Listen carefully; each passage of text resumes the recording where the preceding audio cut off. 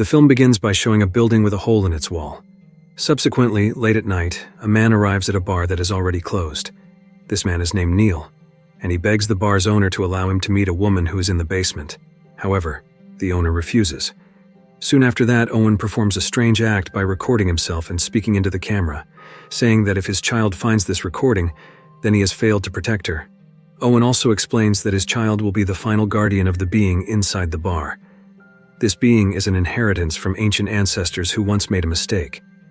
Now their only duty is to ensure that the being does not escape into the outside world. Shortly thereafter, for unknown reasons, Owen suddenly catches fire and draws his final breath. Time passes, and we see a woman named Iris who is breaking into her apartment because she cannot pay her rent. Her best friend, Kathy, comes to help her, and now Iris is left without a job or a place to live. However, Iris receives a phone call informing her that her father, whom she has never met, has passed away. Iris goes to her father's home to meet his lawyer. Iris is the only family her father had. She discovers that her father was the one who caught fire at the start of the film. There, Iris meets her father's lawyer, who handles the inheritance for her. Her inheritance is an old bar that appears quite grand. Iris and her father's lawyer enter the bar, and it is evident that it has not been in operation for a while. Iris looks around the building that will become hers. On the way to the basement, she sees numerous old photos and some of her father's scorched documents. Iris acknowledges that the place is very frightening, but since she has no job and no place to stay, she decides to spend the night there alone. Feeling lonely, she then calls Kathy. Worried, Kathy says she will come over. Late that night, an alarm suddenly blares, waking Iris. Curious, she checks the source of the sound downstairs. However, she does not find anyone and feels as if something is drawing her toward the basement. As she approaches the door, she notices that there are many strange writings on it and senses that someone is behind her. She goes to investigate. There, she encounters a man named Neil. Neil introduces himself and states that he wishes to go into the basement. He gives Iris a considerable sum of money as a fee to visit the woman in the basement. Neil pleads with her, but Iris is perplexed and also uneasy. Neil says he wants to meet his wife. Iris is confused, yet she needs money. She does not have the key to the basement. She asks Neil to return the next day. Neil is extremely pleased to hear her answer. The next day, Iris meets her father's lawyer again. Now Iris decides to accept her father's inheritance. All she has to do is sign a sheet of very old-looking paper. Even the pen she uses looks antique. Iris also receives a video recording her father left for her. That evening at the bar, Iris opens a file containing the recording and a few keys. At the same time, Kathy arrives. Iris's plan is to sell the bar after helping Neil enter the basement. Kathy believes that this is a bad idea, but Iris, who needs money, thinks of it as a quick way to earn some income. Soon after, Neil appears, and with one of the new keys Iris has just obtained, they finally manage to unlock the door to the basement. The room is dark, and they rely solely on a lamp for light. In the middle of the room there is a lamp with 2 chairs. Neil's focus turns to the hole in the wall, and he asks for someone to emerge from it. However, nothing happens. Iris thinks it is ridiculous, so she jokes and joins in, calling for anyone in there to come out. Suddenly, a hand appears, and a woman with a sack covering her head steps out of the hole in the wall. Neil asks to speak with his departed wife, but Baghead ignores him and approaches Iris instead. When Iris tells Baghead to stop and step back, Baghead obeys. It appears that Baghead only follows the commands of the building's owner. Iris instructs Baghead to sit, and Baghead complies. Neil sits across from Baghead and says he wants to talk to his wife, who is no longer alive. Neil then presents Baghead with his wife's ring, which Baghead puts into her mouth. Neil has never done anything like this, but he recalls that they should have restrained Baghead. Neil ties Baghead's hands while she lets out a chilling scream. Her hands appear to turn smooth. Once Neil removes the sack over her head, he is confronted with the image of his late mother. But Neil's true wish is to see his wife, not his mother. Since it has already happened, Neil asks why his mother ended her life by her own decision. She avoids the question and simply cries. Suddenly her eyes become dark, and she says that it was because she could not handle being with Neil. His mother wants to kiss Neil, and even elongates her neck, frightening him. She then disappears and grabs Neil, pouring water from her mouth. When Iris orders her to stop, Baghead complies. Afterward, Baghead expels Neil's ring from her mouth. Neil realizes that the reason his mother's form appeared instead of his wife is because the ring originally belonged to his mother before he gave it to his wife. This confuses Baghead. Neil remembers that Iris's father had a rule that such meetings should last only for 2 minutes. He forgot to tell Iris about it earlier because he did not believe in it himself. But now that he has seen it firsthand, Neil wants to attempt it again, although more carefully.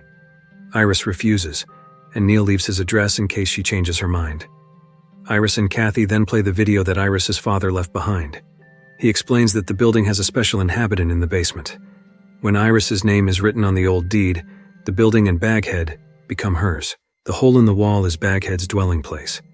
As long as Iris does not enter the hole, Baghead cannot harm her. Baghead has the power to revive a departed person for just 2 minutes. Once those 2 minutes are over, that body is then controlled by Baghead. However, her father advises never to utilize this ability. Iris cannot walk away from Baghead. If she tries to leave, an affliction and misfortune will follow her. That is the reason Iris never knew her father. He did not want her to have to live in that place. Although having Baghead's capability may appear to be a blessing, once you are ensnared, Baghead's curse is far more bitter than the blessing. And never allow Baghead to exit the basement. At this point, Iris understands why her father never contacted her. Kathy wants them both to leave immediately, but Iris believes this is a chance. In a single evening, Neil paid £4,000. Iris intends to permit Neil to come back and use Baghead one more time. And after that, she promises Kathy they will go. Because Iris knows that Baghead must follow her, she writes, and also verbalizes the rule not to go upstairs. Iris does this because she will be heading out from the bar to go to Neil's place. Meanwhile, Kathy remains at the bar and blocks the basement door with a metal drum. However, as she moves away, a photograph unexpectedly falls to the floor. Kathy picks it up and sees that it is an old snapshot of 2 men. On the back of the photo, she finds the name Otto Vogler. Kathy notices the same name, Otto, on a list of the bar's previous owners, indicating that before Iris's father took possession, Otto owned it.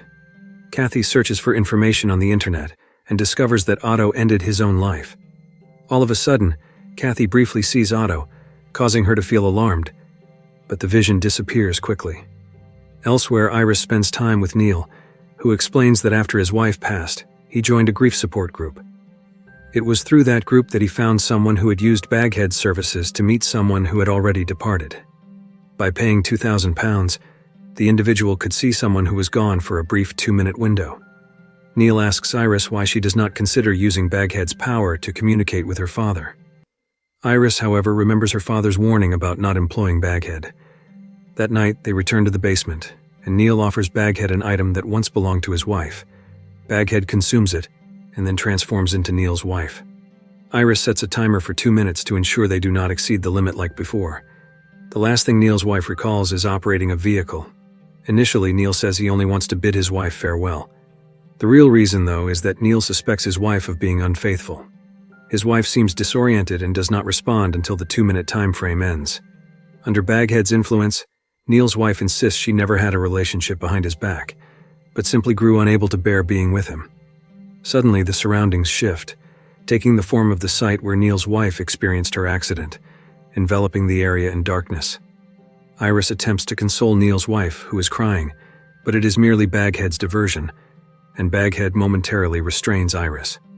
However, Baghead soon releases Iris and goes back into the hole. The incident leaves Iris shaken, so she has no wish to encounter Baghead again. Meanwhile, Kathy sends Neil away from the bar. Sometime later, we see Iris sipping alcohol at the bar. From the mirror, she notices her father's reflection, but remains composed. Iris witnesses a vision of her father using Baghead to see her mother. He seems worn out and is planning to settle everything, and meets Iris to provide an explanation for it all, which is why he was so gravely ill. As the 2-minute limit comes to an end, Baghead takes control of her mother's body. Iris's father wants to walk away, but Baghead knows its curse will inevitably bring him back. Baghead urges Iris's father to free it, but he attempts to destroy it with fire. Suddenly, a light bulb shatters, cloaking the room in darkness. When he strikes a match, Baghead disturbs him, leading him to accidentally set himself ablaze, resulting in his demise. Now Iris realizes that her father did not leave this world by his own choice. Late that night, Iris wakes up after hearing something. She follows the sound to the basement and sees her father trying to go inside the hole. He says that Baghead can perceive fear, then tears at his own cheek, showing that he is truly Baghead. Iris tries to press Baghead's throat, but instead finds herself being choked. When she lifts the sack, she sees her own face. Iris jolts awake, realizing that the basement keychain around her neck is strangling her. Kathy arrives just in time and helps her. Afterward, Iris and Kathy go to see her father's lawyer. The lawyer's office is empty. The lawyer who had met Iris before is also visible in a photo with Otto when Otto inherited the bar, indicating this lawyer might not be a typical human. Kathy believes Iris is caught in a predicament, but Iris has a different perspective. Iris believes that Baghead's power is a gift that can be capitalized upon. They end up arguing, and if Iris relinquishes it, she will be left with nothing. Kathy decides not to argue further and departs, leaving Iris there. Kathy then goes to Otto's house, using the address from the back of the photograph.